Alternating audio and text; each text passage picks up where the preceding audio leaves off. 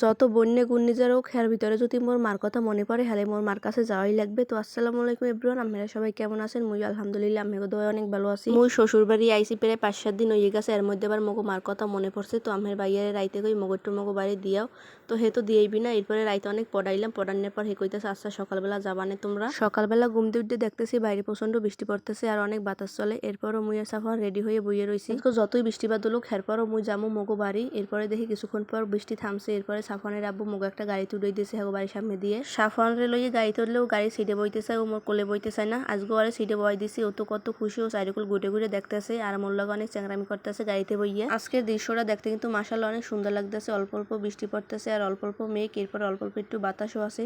এরপরে চলে আসলাম আমার কলেজের সামনে। সাফানরে দেখাইতেছিলাম যে দেখ তোর মা কোথায় লেখাপড়া করছে। এরপর মোরা বাড়ি চলে এসেছি। বাড়ির সামনে আইয়ে দেখি মোর ছোট বোনের রাস্তার পাশে খাড়াই রয়েছে মোক আওয়ার কথা হইনে।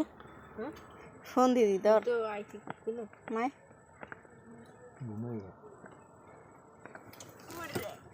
আস্তে আস্তে মায়ের লই যাইতে এত নিবেন কেমনে। আমি লন বাড়ি চাটা খাই আইবে না লন লন নামা